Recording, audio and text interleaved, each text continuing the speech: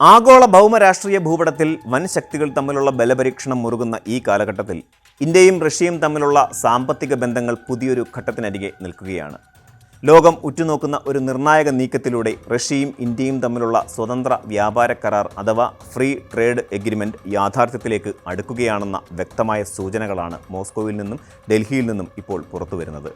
Russian കടകളിലെ ഷെൽഫുകളിൽ Indian ഉൽപ്പന്നങ്ങൾ സാധാരണ കാഴ്ചയാകുന്ന കാലം വിദൂരമല്ലെന്ന റഷ്യൻ ഉപപ്രധാനമന്ത്രി അലക്സി ഓവർചുക്കിൻ്റെ പ്രസ്താവന കേവലം ഒരു വാണിജ്യ പ്രഖ്യാപനം മാത്രമല്ല, മറിച്ച് അമേരിക്ക ഉൾപ്പെടെയുള്ള പാശ്ചാത്യ രാജ്യങ്ങൾക്കുള്ള ശക്തമായൊരു രാഷ്ട്രീയ സന്ദേശം കൂടിയാണ്.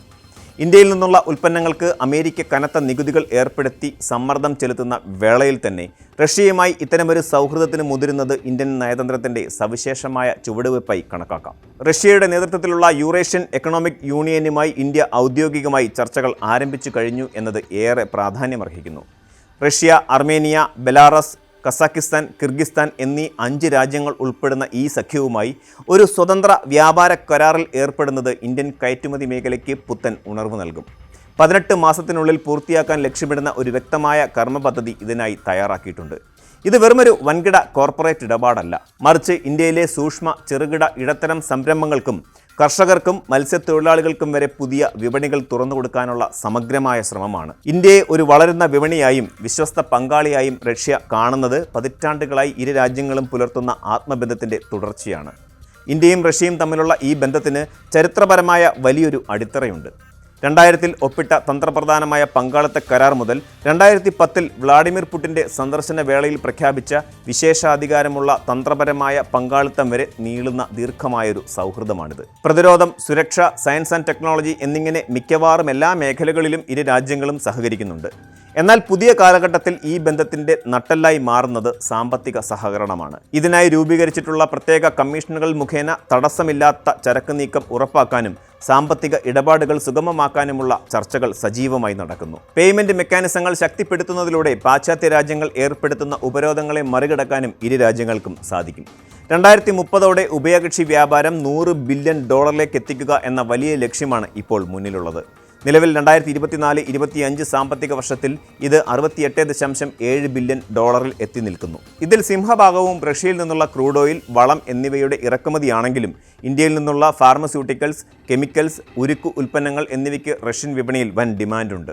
നിലവിൽ റഷ്യയുമായുള്ള വ്യാപാര കമ്മി ഒരു വെല്ലുവിളിയാണെങ്കിലും സ്വതന്ത്ര വ്യാപാര കരാർ പ്രാബല്യത്തിൽ വരുന്നതോടെ കൂടുതൽ ഇന്ത്യൻ ഉൽപ്പന്നങ്ങൾ റഷ്യയിലേക്ക് ഒഴുകുകയും ഈ അസന്തുലിതാവസ്ഥ കുറയുകയും ചെയ്യുമെന്ന് വിദഗ്ധർ വിലയിരുത്തുന്നു.